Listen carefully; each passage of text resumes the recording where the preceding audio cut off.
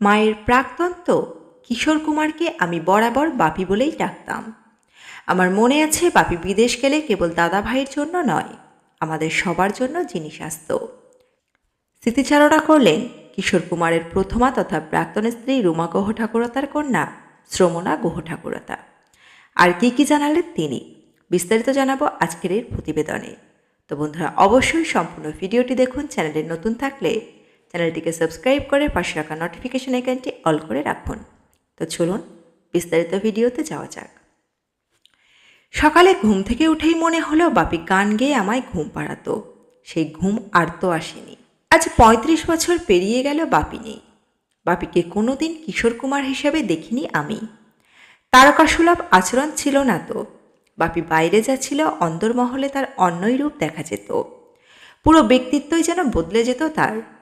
পোশাক ছাড়ার মতো করে কিশোর কুমারের সত্তা ছেড়ে আভাস কুমার গঙ্গোপাধ্যায় হয়ে ঘরে ঢুকতেন তিনি।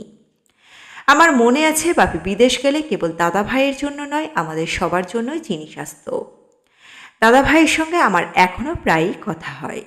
দুটি আলাদা শহর হলেও যোগাযোগ বিচ্ছিন্ন হয়নি কখনো। হ্যাঁ জানি, এখনকার দিনে সম্পর্ক নিয়ে বড্ড বেশি আলোচনা হয়, কার পরিবারে কীরকম সম্পর্ক ইত্যাদি।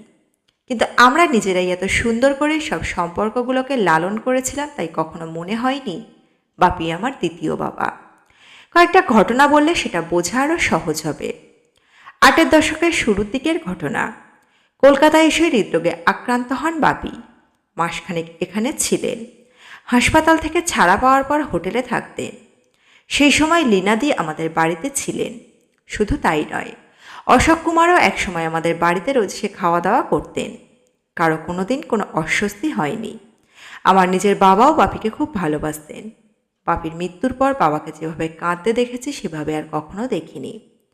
তার আগে কেবল ঠাকুমার মৃত্যুর পর অমন করে কেঁদেছিলেন আমার বাবা। ছোটবেলার কয়েকটা মজার ঘটনা মনে পড়ছে আজ।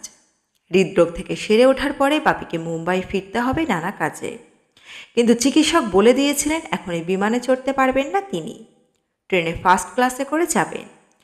আমরাও লাফাতে লাফাতে বাপির সঙ্গে স্টেশনে গিয়েছি। সঙ্গে লীনাদিও ছিলেন। কিন্তু তখন তো বাপি তারকা, সে বোঝার ক্ষমতা আমাদের ছিল না। মানুষের ভিড় এড়াবেন কি করে, কার মাথা থেকে বেরিয়েছিল জানি না, বাপিকে বোরখা পরিয়ে নিয়ে যাওয়া হলো যাতে লোকে চিনতে না পারে। রেডিওয় গান বাজলে আমরা শুনতাম। দিদিমার রেডিও চালাতেন, আমি পাশে শুয়ে থাকতাম। মনে আছে বাপির গান হলে দিদিমা মন দিয়ে শুনতেন, কিন্তু তারপর মোহাম্মদ রফির গান শুরু হলেই বন্ধ করে দিতেন রেডিও। এখন কারণগুলি বুঝতে পারি, আর তাই খুব হাসি পায়। বাপি বাঙালি খাবার খুব পছন্দ করতেন। মা আমাদের রাঁধুনি মদনদাকে মুম্বাই বাপির কাছে পাঠিয়ে দিয়েছিলেন। মদনদার কাছ থেকে জানতে পারতাম মাছের ঝোল রান্না করবেন বলে হয়তো আয়োজন করছেন মদনদা। সাঁতলানোর সময় নাকি বাপি ছোবল মেরে মাছ কেড়ে নিতেন। এত পছন্দ ছিল তার বাপির বাঙালি খাবার। বাপি গান গুনগুন করতেন, আর তাই শুনে আমি ঘুমিয়ে পড়তাম। কখনো আঁচলকে তুঝে, কখনো বা বাবরে কি গুনছেন। আজও সেই সব কানে বাজে।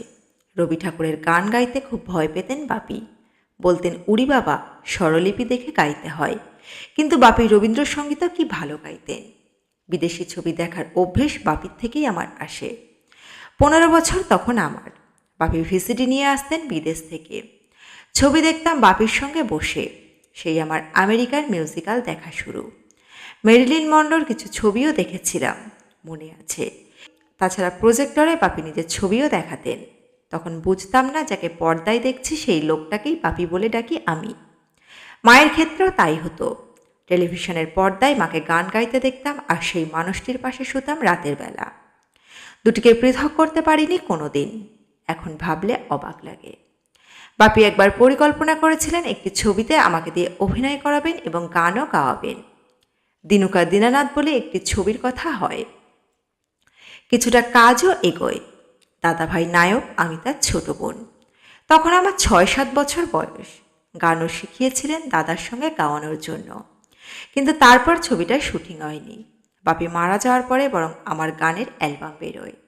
বাপি সেটি আর দেখে যেতে পারলেন না। জিন্দেগি কি সফর মে গানটি গেয়ে একটি ভিডিও করেছিলাম আমি। সেই গান শুনে গানের সংস্থা আমাকে যোগাযোগ করেছিলেন। 9-এর দশকে অ্যালবাম প্রকাশিত হয়। খুব কম বয়সে বাপিকে হারিয়েছি আমি, 18 বছর বয়স তখন আমার। তাই বাপির সঙ্গে খুব বেশি সময় কাটানো হয়নি, কিন্তু যতদিন পেয়েছি মন খুলে আবদার করেছি। আর বাপির সব বায়না পূর্ণ করেছেন। 15-16 বছর বয়স থেকে খুব ভালো বন্ধু হয়ে গিয়েছিল বাপি। গাড়ি করে মুম্বাইয়ের রাস্তায় ঘুরতে বেরোনো থেকে শুরু করে আরও কত কি। রাস্তায় বেরোলেই লোকজন তাদের কিশোর কুমারকে ফিরে ফিরে দেখছে। আমি ভাবতাম এত কি দেখার আছে। যখন বাপি আর নেই, মা কিন্তু বাপির বাড়িতেই শেষ দিনগুলি কাটিয়েছেন। লীনাদি, দাদাভাই এবং তার স্ত্রী রিমা বৌদি সবাই মিলে মায়ের সেবা করেছেন। বাপি কিন্তু কোনোদিন কাউকে সখ্য রাখার কথা শেখাননি। আপনা আপনি সব হয়েছে। লীনাদির মনের মধ্যেও বোধহয় একটা বোধ কাজ করত যে মা বাপির প্রথম স্ত্রী। সেই ভাবনা থেকেই মাকে সেবা করেছিলেন তিনি। এই সখ্যতা তুম করে হয় না। তখন লীনাদিরও তো কম বয়স, কিন্তু কিভাবে সবাই আমরা জড়িয়ে জড়িয়ে থাকতাম সেটি এখন কেউ ভাবতেই পারবে না। আর আমার তো খুব আনন্দ হতো, আমার দুজন বাবা দুই জায়গা থেকে একই রকম আদর পেতাম। বাপির 93তম জন্মদিনে বাপির এক মূর্তিতে মালা দিয়ে এসেছি। ঠিক 35 বছর আগে বাপি মারা যাওয়ার খবর পাই। মনে আছে হেমন্ত মুখোপাধ্যায় আমাদের বাড়িতে দেখা করতে এসেছিলেন, কিন্তু সে কথা কেউ জানতেন না। এখন তো সাংবাদিকদের খবর দিয়ে তারপর কারো বাড়িতে যাওয়া হয়। কাউকে ছোট না করেই বলছি, এখনকার সম্পর্কতে দেখনদারি বেশি, তখন তা ছিল না। বাপি, তুমি আড়াল হয়েও আমার মধ্যে সুর হয়ে আনন্দ হয়ে আছো। শ্রমণা আরও বলেন, বাপি কোনোদিন মৃত্যুকে ভয় পেত না। শ্রমণার আরও একটি ইচ্ছা ছিল, তার বিয়েতে তার বাপি যেন অবশ্যই উপস্থিত থাকেন। এক্ষেত্রে শ্রমণার একটাই আফসোস, আমার বিয়েতে বাপি একটা ট্রেন ভাড়া করে মুম্বাই থেকে কলকাতা আসবেন বলেছিলেন, সেটা আর হলো না। এমনটাই জানালেন শ্রমণা। জীবনের সমস্ত ইচ্ছা পূরণ করলেও মৃত্যুর আগে এই শেষ ইচ্ছা পূরণ করে যেতে পারেনি বাপি কিশোর কুমার। কিশোর কুমারের স্মৃতিচারণায় তার কন্যা সমাজ শ্রমণা গুহ ঠাকুরতার পর্বে ছিল এতটুকুই। বন্ধুরা, দ্রুত ফিরে আসবো এরকমই অজানার নতুন কোনো পর্ব নিয়ে। অজানা গল্প চ্যানেলের সঙ্গে থাকার জন্য সকল দর্শক বন্ধুকে অসংখ্য ধন্যবাদ। দেখতে থাকুন, চোখ রাখুন অজানা গল্প চ্যানেলে। আমাদের অজানা গল্প চ্যানেলের ভিডিও আপনাদের কেমন লাগছে অবশ্যই কমেন্ট বক্সে কমেন্ট করে আমাদের জানাবেন, যাতে করে আমরা আপনাদের ধন্যবাদ জানাতে পারি। দেখা হচ্ছে খুব দ্রুত।